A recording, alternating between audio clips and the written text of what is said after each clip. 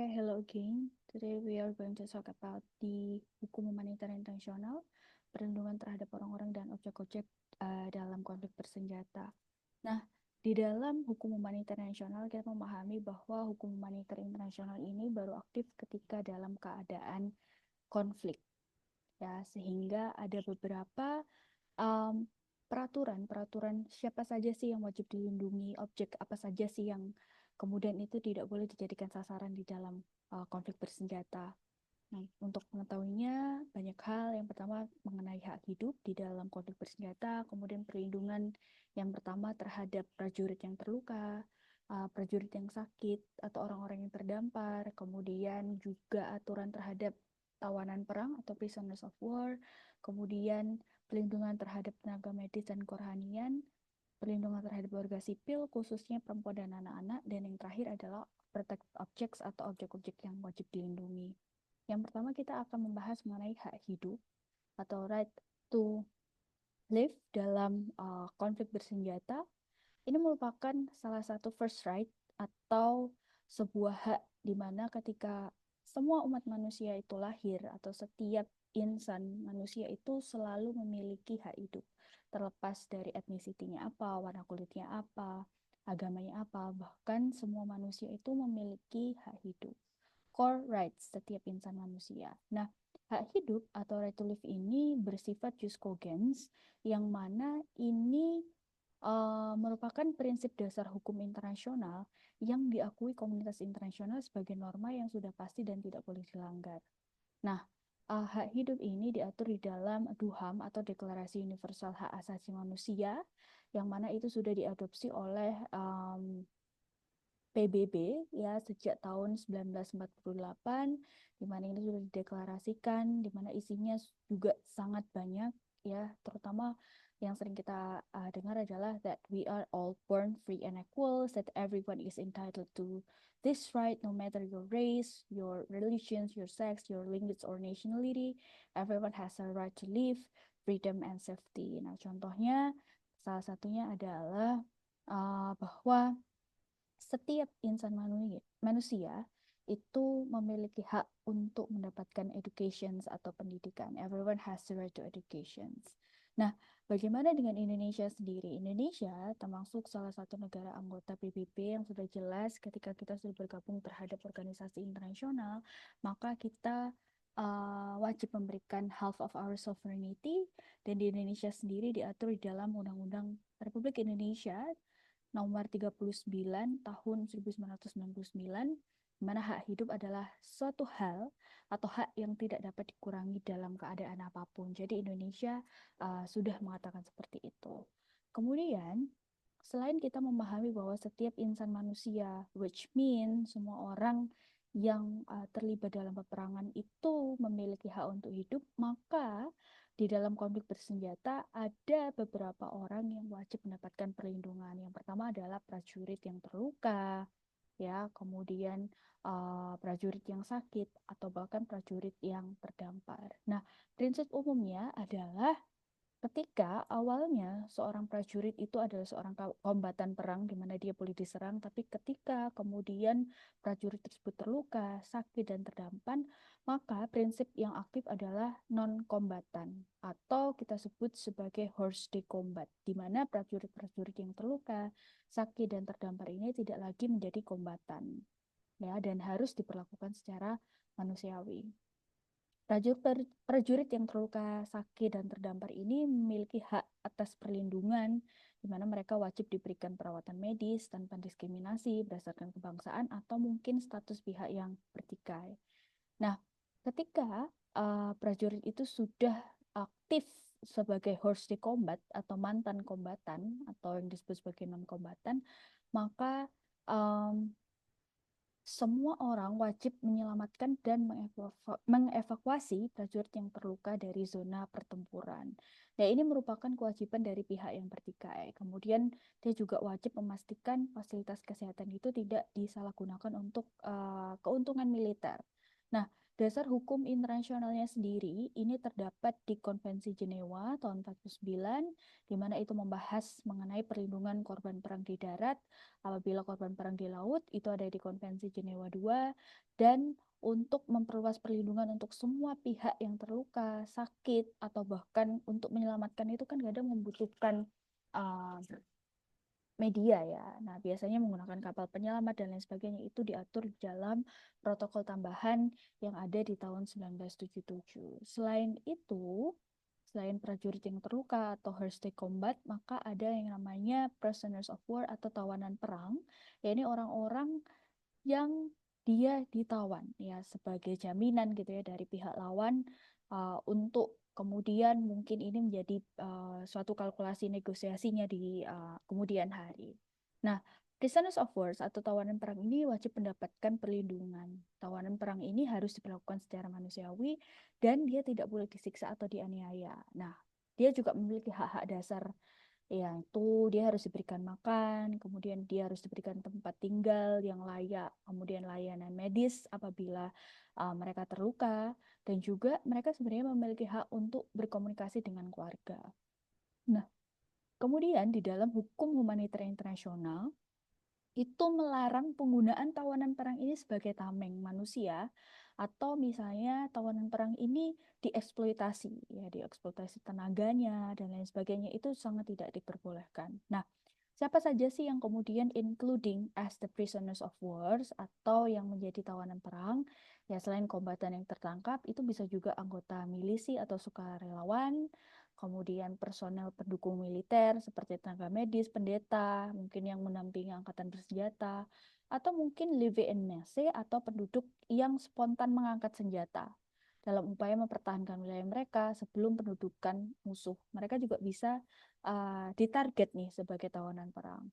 Atau bahkan yang sering terjadi adalah wartawan, ya ketika di medan perang itu um, mereka sebenarnya uh, tidak harus ya dijadikan korban, tetapi kemudian mereka dijadikan tawanan perang dan mereka itu semua diatur dalam pasal 4A ayat 4 Konvensi Jenewa 3 di tahun 49 bahwa semua atau mereka-mereka yang bisa diklasifikasikan sebagai prisoners of war itu berhak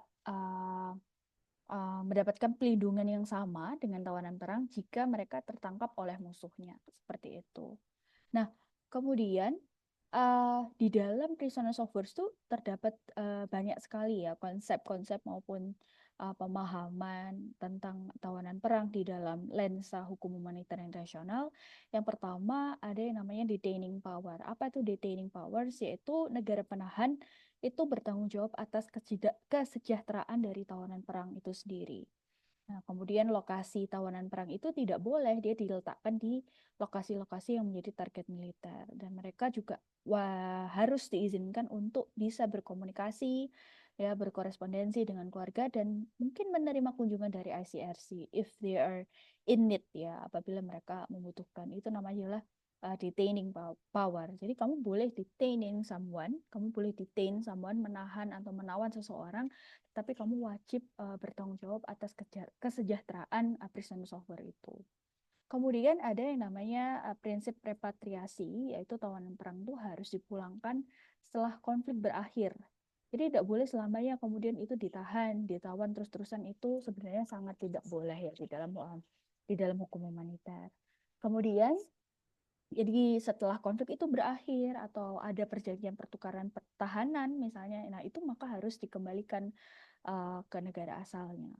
Nah, orang-orang yang sakit parah atau mungkin dia cacat permanen itu sebenarnya harus dipulangkan tanpa menunggu perang itu harus berakhir. Seperti itu. Nah, dasar-dasar hukum internasionalnya jelas ada di Konvensi Jenewa 3 di tahun 49 di mana mengatur mengenai perlindungan tawanan perang.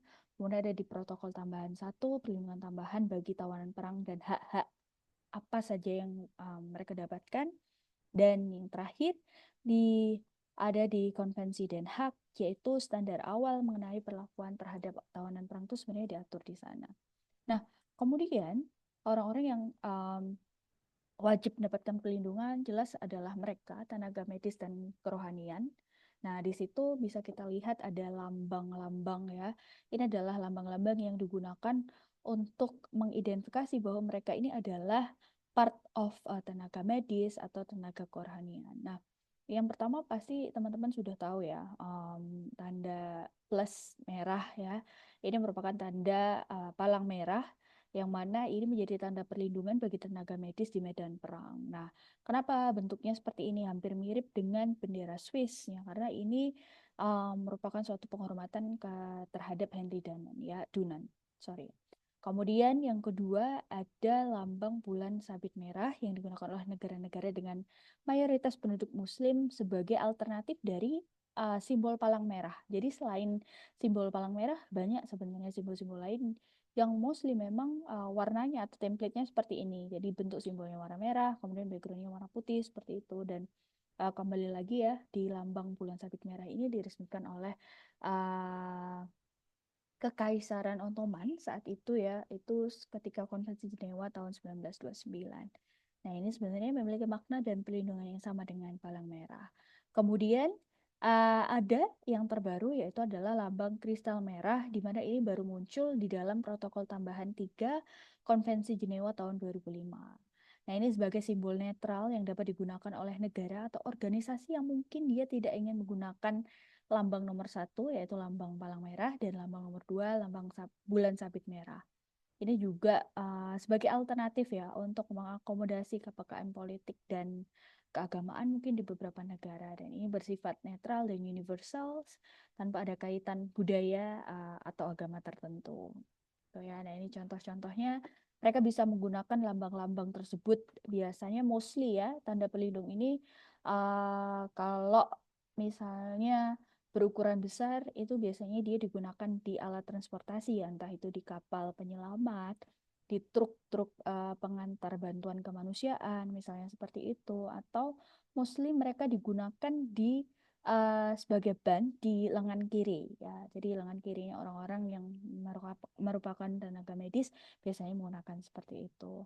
Atau biasanya dia diletakkan di uh, kalau dia berukuran lebih kecil, dan dia bisa boleh ditambahkan di keterangan atau gambar lain, misalnya ditempelkan di dekat logo organisasinya atau atau simbol negaranya, itu bisa digunakan. Jadi pada intinya tenaga medis dan personel kerohanian ini harus dilindungi dalam mereka menjalankan tugasnya baik di medan perang maupun di fasilitas kesehatan, karena memang mereka ini yang sangat rentan untuk menjadi target serangan ketika perang itu sedang memanas gitu ya, seperti itu. Nah, dasar hukum internasionalnya mostly memang ada di Konvensi Jenewa, kemudian ada di, kalau misalnya di konflik laut itu ada perlindungan tenaga medis ketika mungkin konfliknya ada di laut. Nah, itu based on Konvensi Jenewa 2.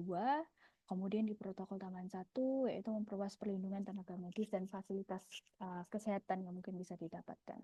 Nah, bagaimana kemudian dengan negara kita sendiri atau kaitannya dengan Indonesia? Nah, Indonesia itu meratifikasi Konvensi Jenewa 1949 melalui UU RI 59 tahun 58 mengenai keikutsertaan dalam seluruh konvensi Jenewa, sehingga when it's related into tenaga medis dan kerohanian, maka ada beberapa regulasi lanjutan, yaitu adanya peraturan penguasa perang tertinggi, yaitu mengatur penggunaan tanda dan kata palang merah yang bisa digunakan.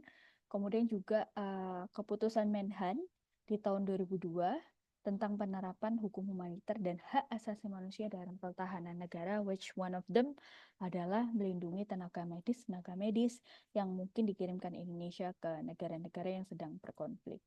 Nah, kemudian perlindungan itu juga diberikan kepada warga sipil, khususnya mereka yang kaum-kaum rentan, ya ini perempuan dan anak-anak. Warga sipil itu memang secara prinsip umumnya mereka tidak boleh dijadikan target serangan dalam konflik bersenjata. Mereka juga atau pihak-pihak yang sedang berperang itu dilarang melakukan hukuman kolektif terhadap penduduk sipil. Nah, kemudian yang terakhir sebenarnya apabila ada aktor lain atau pihak lain yang ingin memberikan bantuan kemanusiaan, maka mereka harus diberikan akses. Jadi tidak boleh bantuan kemanusiaan itu ketika sudah urgent itu ditutup aksesnya, itu sangat tidak dibenarkan dalam hukum humaniter internasional. Nah, secara khusus untuk perempuan, ya ini ketika mereka sedang dalam keadaan berkonflik, mereka itu kan sangat rentan ya untuk dijadikan korban dalam kekerasan seksual seperti pemerkosaan, perbudakan seksual, eksploitasi, mereka itu sangat rentan. Nah, selain itu juga terhadap ibu hamil, ibu menyusui dalam situasi perang itu harus mendapatkan perlindungan, ya. Kemudian perempuan yang ditahan itu harus diperlakukan dengan hormat dan mereka harus dipisahkan dari tahanan laki-laki. Nah, bagaimana dengan perlindungan kemudian ya selain perempuan itu adalah anak-anak, karena mereka juga sangat rentan ya, bahkan kalau mereka masih infant atau di bawah 3 tahun, mereka sebenarnya sangat membutuhkan sosok ibunya, sosok orang tuanya. Nah, itu bagaimana untuk apa ya istilahnya memberikan perlindungan terhadap mereka gitu ya. Nah, mereka juga harus diberikan perlindungan khusus, mereka juga harus tetap dididik supaya mentalnya tetap baik gitu ya, terutama anak-anak yang mungkin orang tuanya gugur dalam peperangan, mereka menjadi yatim piatu dan mungkin mereka terpisah dari keluarganya, mereka harus diberikan perlindungan secara khusus. Selain itu, mostly di beberapa negara Afrika ya, itu banyak sekali yang mereka merekrut atau menggunakan anak-anak ini sebagai um, apa ya sebagai tenaga gitu ya, tenaga di dalam konflik bersenjata, mereka dijadikan pasukan gitu ya, atau child labor di situ ada, jadi anak-anak jadikan tentara gitu ya, atau misalnya kita sebut sebagai tentara anak gitu ya, itu sangat tidak diperbolehkan ya, itu menurut hukum humaniter internasional. Nah, selain siapa saja orang-orang yang kemudian tidak boleh diserang di dalam keadaan konflik bersenjata, ada yang kita sebut peraturan-peraturan terhadap protected objects, yakni perlindungan terhadap objek yang wajib dilindungi, seperti yang pertama unit-unit dan peralatan medis seperti rumah sakit, ambulans, tenaga medis, yang seperti kita bahas tadi itu tidak boleh dijadikan target serangan.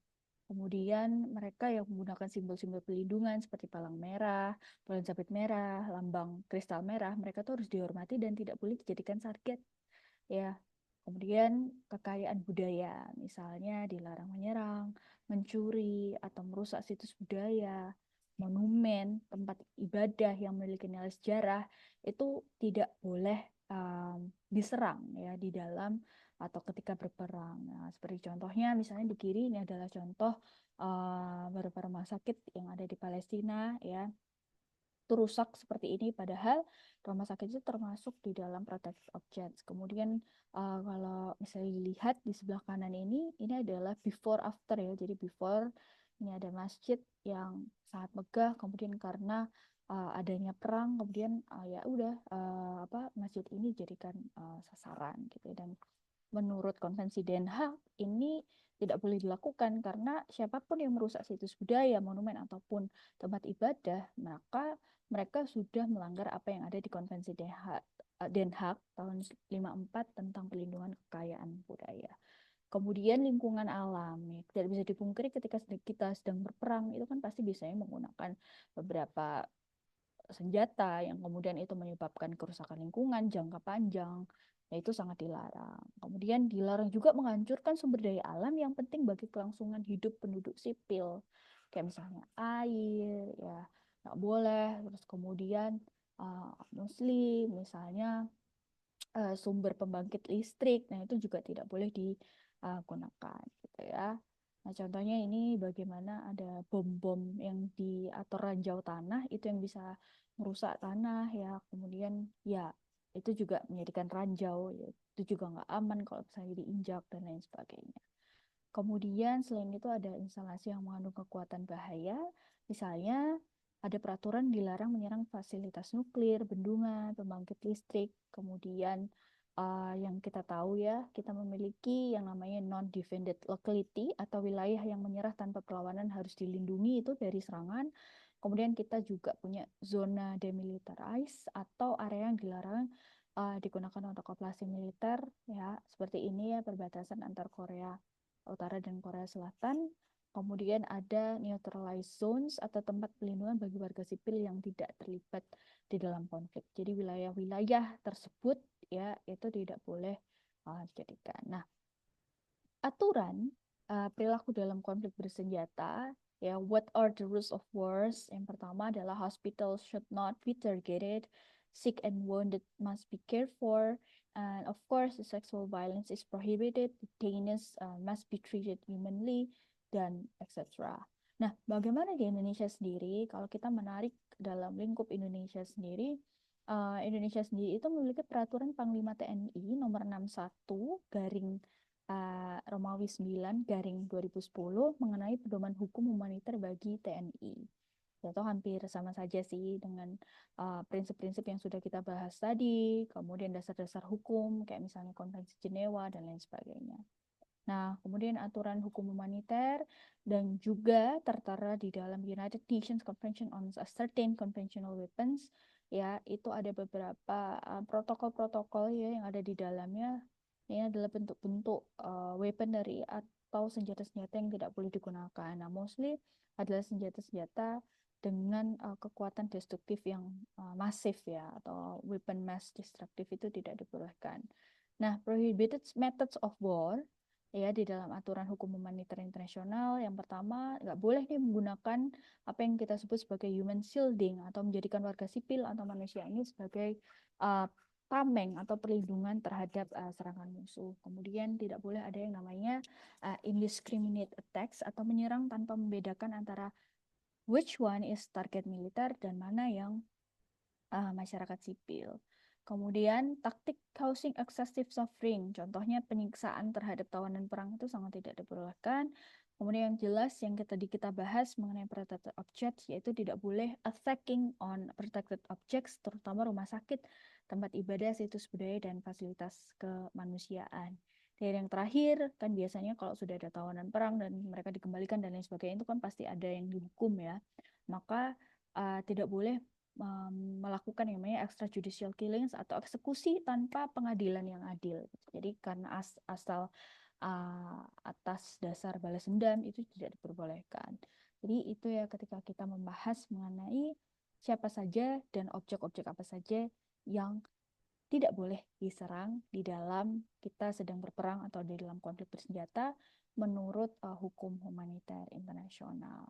Seperti itu.